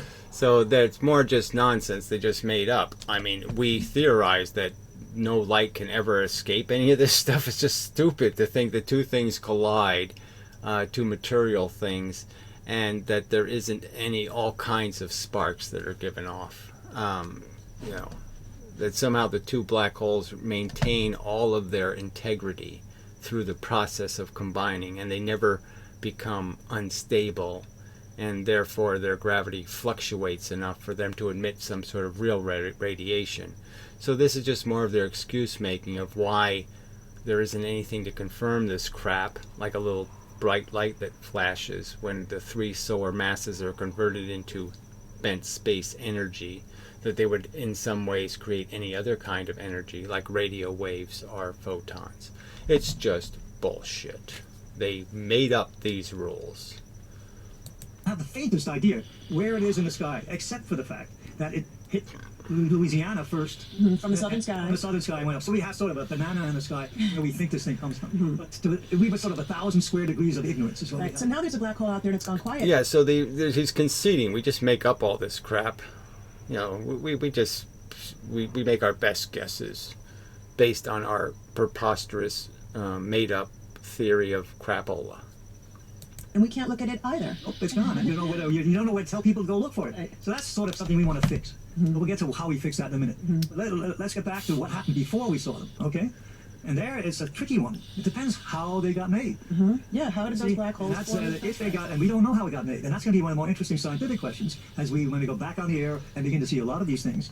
We can begin to contemplate. But Right, so they had no theory going in. As I've pointed out, you got to account for the momentum of these objects. Momentum isn't free. You don't just get it for free. Everything that has velocity got it from someplace. So this is all just horse shit that this whole thing could happen, that these, they don't have any theory for the mechanics of this at all. Because it doesn't make any sense. Two black holes at a distance coming in contact with each other would crash right into each other. Their gravitational mass dictates it. They can't miss each other. And so there wouldn't be any orbiting around each other bullshit. the two ideas that people had right away. One thing is a star collapses, that's called common envelope, and they come together and they make two black holes. By the way, Hans Bethe explained to me many years ago, just like Kip, that that's the first thing we would see. Oh, Okay, uh-huh. that was back in the 1990s. Yeah. Well, he's still alive. So that's one thing. That's one method, and that could be. It requires a star that's pretty heavy, 60 solar, 70, 80 solar big mass. star. Yeah, big star, big mammoth star. Yeah. So where did that come from? Okay, that's the question. But then, So these big giant stars move preposterous speeds and collide into each other in some bizarre way, and two black holes pop out. It's just crap. They get much smaller, so they're big giant things, and somehow by colliding into each other they get tiny. Bullshit. Made up bullshit. the other possibility, which is not quite as dramatic, is that we have things which are called globular clusters. What are those? Those are regions in our galaxy, and every galaxy has places where a lot of star formation forms simultaneously. And so here are a bunch of stars all zipping around, and there's a lot of probability that maybe three of them will get together, bang into each other, and it has to be orchestrated properly, okay? And so they make a thing that's a black hole. Or maybe they have to make two black holes. Maybe No, why can't it just be a big star that died and made a black hole? Well, It's too heavy. yeah, be careful, John. It could be that, and people are thinking that. And some people even, let me now go on. These are the, Okay, into a very technical conversation. this gets into something really quite tricky, but let me say What that. about the metallicity of this? So again, more stuff that doesn't make much sense, because what we kind of know is that stars, as they age, are getting heavier in elements. They're making elements. They're taking hydrogen, making helium, and and the next stages are also taking place, where they're making lithium and all these other kinds of elements. And so as stars get old, they get heavy, with their atoms get heavier, and you need their atoms to get lighter to make a black hole, in the sense that you need to make protons and a lot of neutrons. So you need to make lots of little hydrogens, not big hydrogens. Helium's big hydrogens, you know what I'm saying? And helium's little hydrogens, and neutrons are even tinier hydrogens. It's even more compact. You need the compactness of neutrons to make black holes. So there's no intuition that tells you that as a star gets heavier with heavy elements, big atoms, that somehow it's going to go through some magical conversion where it's going to poof into a bunch of very dense small atoms, when it's already making big atoms. Come on, let's get away from that. But the That was about to be my question. I mean, your question, you were going to ask that, right? Yeah, I was gonna ask that. Yeah, okay, well, the hell with it. So we only see the final fraction of a second. How much of that collision do you actually detect? Did LIGO detect? LIGO detected only about 0.2, let's say a quarter of a second of this. A quarter of a second. So it was emitting the gravitational waves. It just didn't get loud enough into that final. Well, be careful. It's two reasons. Yes, you're right. See, this is more horseshit of this whole theory. Somehow it has to be converting the solar masses through the whole process to be able to, for the amplitude of the signal to be high enough. So somehow there has to be some consistent mechanism that all of a sudden, when it gets to a certain speed, it starts converting solar masses, and it converts the solar masses at this consistent rate for a half a second, where it's just losing a little bit of solar mass and a little bit of solar mass and a little bit of solar mass and a little bit of solar mass. I mean, that's the horse shit of this whole thing. But the real reason we didn't catch it is because our detector can't detect anything with very low frequencies. As I told you, it goes from the bottom of the piano to the top of the piano. So this is a rumble. Once they're very far apart, those stars, if they have been started, if they started far apart, might not have. We don't know that. Suppose, like every other thing, they started far apart, then they would be going very slowly around each other. Hours, periods of hours. And that would be low. Right, so this whole thing is horseshit. Again, they're not detecting this motion. They're detecting the conversion of solar masses into bent space, a theory that nobody I ever heard ever say they had any explanation for why that happens or how that happens or what mechanics dictates that happens. So again, it's just made up. They're using analogies to real events, the idea of rotation, and then saying, well, the limitation is the rotation can't be too fast, because we're not going to detect this because this takes too long, where this is much faster. So we can hear this, but we can't hear this because it's too slow. They're making an argument that's perfectly rational, but has nothing to do with the theory they're depending on, which is the creation of solar masses converting into bent space. So they're just it's clearly a contradiction, a logical mistake. It doesn't make any sense. You can't do that and be logical. You can't change the frickin' goalpost thing. You can't change the yard lines on the field in the middle of the game. It's just bullshit. Frequencies. We don't have any sensitivity, but something later in the history of man will have that sensitivity. It's called LISA. That's the space version of LIGO. I Okay. love your optimism. Well, it's going to happen. Maybe not mine, but in your lifetime. I'm building my own Lego at home. Like, what kind of scale should I aim for? Do you know that actually happened to me? I went to the LIGO lab. I'm not actually an experimentalist in the collaboration, so I haven't signed the memorandum of understanding, and there's certain things I'm not allowed to know. But I was looking at the schematic of the lab, and I was like, why am I allowed to see this? And somebody said, what, are you going to go home and build one?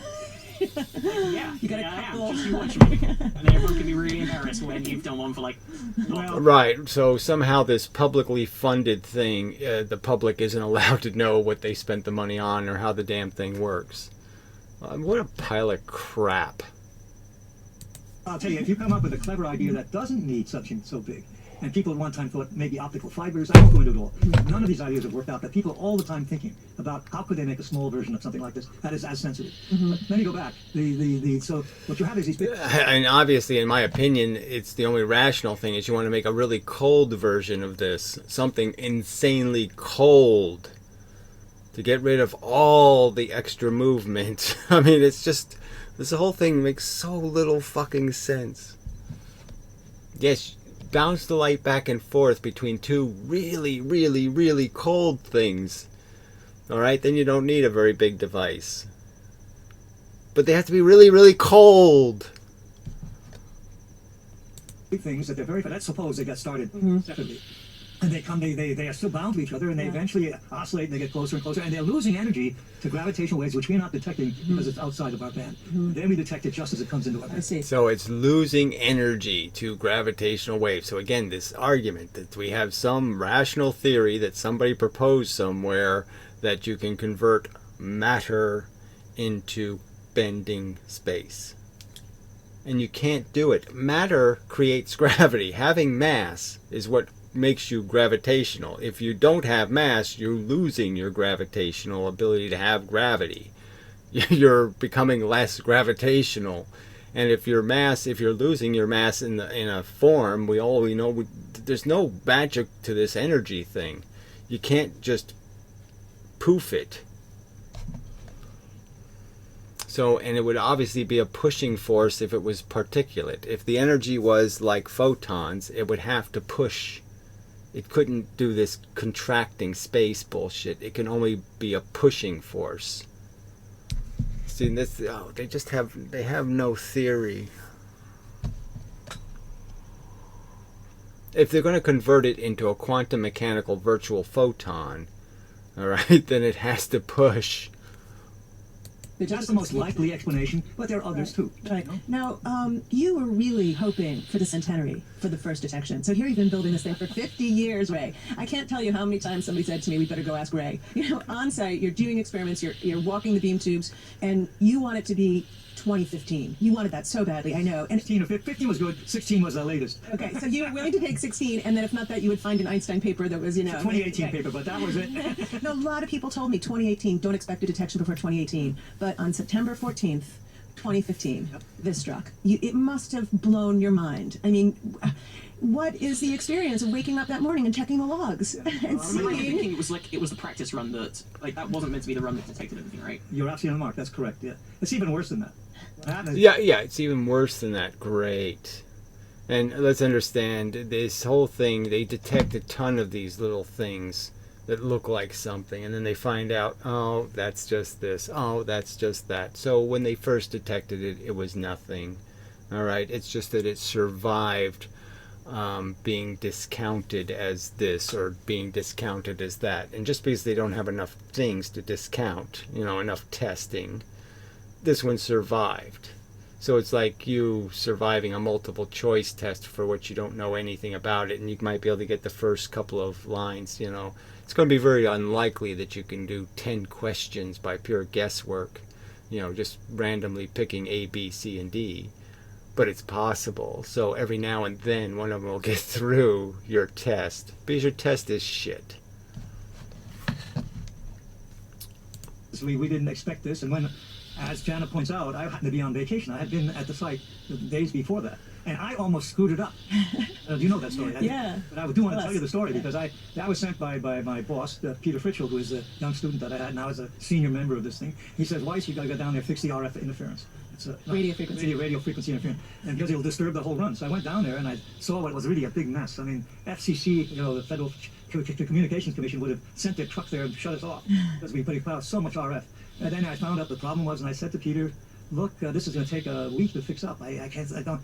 They had a big conference, and the reason why they told me no was that they had committed themselves to making a run 2 days later. I was there. Exactly like it was. It was a run, and you had to. And he said, "Look, we have all these people coming from all over the country, all over the world, coming to the sites. We don't want to jeopardize this. And the RF, if it's a problem, well, it can't kill us." And I said, "No, it won't kill us for an impulsive source, but if you're looking for periodic sources, it might." And so we took that gamble, and Peter said, "Let's come home." Okay? And thank God I went 24 hours later. No, that's what- Right. So it's a practice run and it's under defective conditions. And it's a periodic thing, right? So he's just basically saying, oh, yeah, well, our interference might be the same interference as the speed of this thing. I just, I mean, this is so bad. About 3 days later, it was a Thursday. The thing happened on a... It happened on a Monday. Happened on Monday, so it was 4 days later. Okay. So you checked. And so you asked, what did I think? Yeah, you checked the log. You wake up 8 a.m. in Well, I'll tell you what happened. It was really cute. I went to the log. We were on vacation. My wife and son were with me, and his wife. And I was looking at the log, which I do every morning, and I see this thing, which was very cryptic. It says, we're canceling a fix-it day. Now, we have fix-it day every Tuesday. We're running in the middle of a run, even in an engineering one. When we find all these things wrong, we don't want to mess with the apparatus, but we do it at a certain time so both sites are dead at the same time. And they said, "Oh, we're canceling it." So I look at the other side, same damn thing. We're canceling fix-it day. So I call up, what's going on? And they say, well, and then it didn't take long. I began to get email, and very quickly, within about half an hour after that, I saw an absolutely magnificent curve, which was this signal, which now is on people's stresses, it's everywhere, and it was this binary black hole with 30 solar masses. And I look at it and say, holy mackerel, this has got to be a fake. Really mackerel that you said? Well, maybe not. I'm trying to be careful. So let's understand, this is also, so they don't do the whole context. This is in the context where they had to put in a safety feature because of the false finds, where they have a spontaneous system that actually puts a fake signal in just to detect how unreliable they are, in detecting actual things. And so they couldn't have been sure that they weren't just being tested to see if they were going to go, public and do all their hysterical, we've done it bullshit on a fake signal. So they weren't sure at all. Yeah, he's cleaning it up for air. I know you made it. That's not what you said. You whiz. No. Your 1920s paperboy. Hey, mister, we got some scoops. It was really something when in February, all these months later, the announcement was made, and everybody just shared in this incredible excitement. That was really a moment in history. Yes, it's a moment demonstrating how bad science is, about how nobody asked any questions. Everybody just said, oh, yes, you've done it, you've done it, you've done it, yes, you've done it, oh, you're great, oh, fantastic, I'm so glad you found this mystical dragon. I'm just great. I always believed dragons existed, so thank you for proving dragons exist, and blah, blah, blah, blah, blah. Just wooey bullshit. Well, we did a lot of work between the time we found it and then but we didn't believe it. Yeah. Let's be honest. I mean, Jana, that was such a big signal. We never expected such a big Right, amazing. Okay, we're going to go quickly to the lightning round. Be ready? All right. Yeah, rapid fire. Okay, we never expected such a big signal. They never expected the signal they got. So, again, does this make any sense? So they found what they didn't expect. What, it moved 5,000th of a proton? 2,000th of a proton? Oh, I mean, it's just such horse shit. We didn't expect it.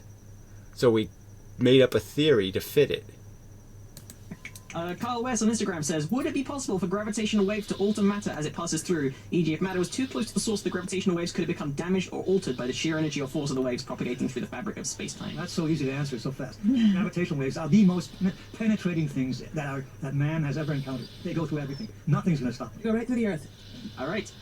So nothing's messed up. So it's a magical force of energy. It's just magical. You can convert solar masses into a form of energy that's completely passive. Unlike real gravity, okay, that's so powerful that it's melted the center of the Earth. Man, this is magical gravity. It doesn't melt anything. It doesn't heat anything. Doesn't do any of that. What a pile of fucking crap. Do gravitational waves cancel each other out like sound waves? No. And why? That would be the big question. Why? Why don't they? If I have another signal going that's expanding and contracting, exactly opposite. It's creating an expansion where the other one's creating a contraction, and this one's contracting. So if I have two black holes spinning, one over here and one over here, and one of them's turned this way, so they're spinning this way, and the other one's spinning this way, why wouldn't they completely interfere? Huh? So then you'd be parenthetic about it could, but it would be taking an enormous amount of precision to do that. You could have a compression while the other one is Oh, okay, so he admits the simple truth. Yes, of course you could. Yes, of course. It just has to be circumstantially correct. Yes, not that bizarre. And in all of space, to think there's no other signals that are going to interfere with their little signal. Again, this is happening. This is supposed to be happening in a sea of bendings and contractions from all these different sources. So all these different sources are creating signals that are exactly the same signals. I mean, realistically, and they can have very close to the same frequencies and all that kind of stuff. And they say, oh no, this is such a rare event. So there has to be a preposterously rare event also. It's not impossible, but my God, in the real world, it's not going to happen. All right. If two black holes collided near... In the real world, none of this happened. Okay, in the real world, you've pissed away $1 billion and told a fable to a bunch of stupid humans who will fall for anything. What would the gravitational waves be strong enough to disrupt our own magnetic field? What could happen because of that clash? Well, if that collision happened in our solar system, we might not even be here. And I'll tell you what happens. We would in our get solar system, yeah. Yeah, we'd be. In our solar system. So if two black holes collided in our solar system, he's at least conceding that, there might be some damage. Yeah, we might incur some damage if it's in our solar system. Holy shit. We would be stretched and compressed in such a way that things could easily come apart. That question, by the way, Yeah, but if we're 2 solar systems away, everything will be fine. No notice at all. Alpha Centauri would be totally safe. Is on Facebook. Okay. David Norio on Facebook says, why are we referring to gravity as a force as it's the result of the curvature of space-time, and what about the other forces? Are they also the result of something we can't see yet? Well, that's an interesting question, and I can't answer it because it may very well be we don't have the final theory, but maybe you should. We're loose in this language. It's true that Einstein made us realize that in some sense gravity is not a force, that we're falling freely in a curved space-time. We're not actually being touched and pulled upon. Right, and mathematics is teached exactly the wrong way then. So Leonard Susskind's full of shit. He doesn't know what Einstein's theory is because he's obviously teaching it as if there is a force. So you're just so full of shit. But there's another way to look at it that makes it look like a lot of the other forces. So electric fields permeate space and affect things. Gravitational fields permeate space and affect things. There's a way of making them sound more parallel. Right, there's no electric field, so that's just more bullshit. There's just magnetic fields, but whatever.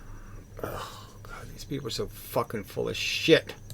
And there's always force carriers, gravitational waves, light waves, weak force carriers that gave So again, there's no force carrier involved here in the sense, unless you want to just say virtual graviton or something. But it's not virtual because now you're accounting for where it came from, because you're saying solar masses were converted into this. And again, if you're going to convert it into a real force, it'll have to work just like a photon. That is, it'll have to push it away. If you're going to convert real matter into real energy, then you can't say there's an absence of energy.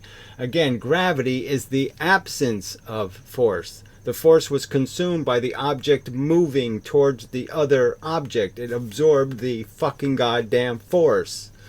That's why gravity pulls, is because something absorbed the fucking energy. Who absorbed your gravitational wave energy? What absorbed the fucking energy? There's nothing to absorb it. You converted solar masses into some sort of bent geodesic. It's a fucking pile of shit as a theory. You can recast gravitation as Steve Weinberg did, for example, as a field theory if you want. You don't have to use Einstein's beautiful theory. Well, what people say is if Einstein hadn't discovered curved space-time theory, we'd be talking about it in this much more particle physics-y sort of a way. All right. Oh, right. So you'd still be rational then. Is that what you're saying? Yes, you'd still recognize it's mock gravity all over the place. This is the absence of force that your gravitational wave theory can't possibly be melded into mock gravity. It won't work in mock gravity. It won't. The dynamics of mock gravity won't permit what you're doing to happen. You can't convert matter into energy and then pretend the energy is not going to push everything away, because it will push everything away. The Scarlet Speedster on Twitter says, How do gravitational waves affect time/perception of time? What would need to occur to have significant changes? Well, I don't know if I can answer that. The metric that I use does not have the clocks perturbed This is by the tricky. gravitational waves. Yeah, so it's like what I call left isn't what you call left. It's a mixture of your So, left. so this is another pile of shit, right? So they say these two things are integral, space and time. They're tied together, and now he's saying I can completely disturb the spatial dimension, and I don't affect the time dimension. Isn't that cute? Bullshit some more. Just bullshit. When they want to affect time, they can. When they don't want to, it doesn't. Oh, isn't that just so convenient? And right, we tend to orient our space-time so it's only the space that changes, not the time. But you could orient your space-time differently, where you would measure it being in the time direction. It's not easy stuff. All right. Yeah, it's stupid. It's convoluted. It's not easy because it doesn't make any logical sense. It's full of contradictions and switching goalposts and changing yard markers.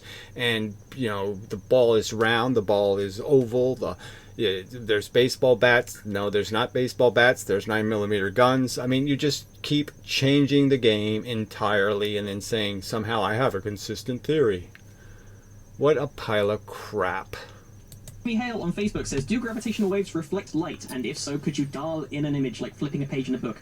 If we can't see our galaxy in the past, but the light reflected from our galaxy is traveling faster than we are, would that mean we could see an image bounce back at us? I don't think that'll happen, but let me tell you something. Yeah, the wave's not made out of matter, so it can't possibly reflect light, because light only reflects off of fucking goddamn matter, because then you couldn't even have your dark matter, stupid, idiotic theory of this supermatter that doesn't reflect light. Ugh. It's a very nice way of thinking about gravitational waves affecting the propagation of light. You don't have to have mirrors doing it. In other words, they interact to make sidebands on the light. That's a complicated way of saying it, but for example, some of the other ways of looking at gravitational waves do not use mirrors, like the pulsar timing does not use mirrors. So consequently, there's an interaction between gravitational waves and the propagation of light. Yeah, that is some hard stuff. I'm not even going to try to clear it. Yeah, I'm not even going to try because that is just so bullshit. It's so far up this guy's ass, and I just don't want to go dig in there to find out why this idiot thinks that's true. Anyway, fuck. Alright, enough. It's just so depressing.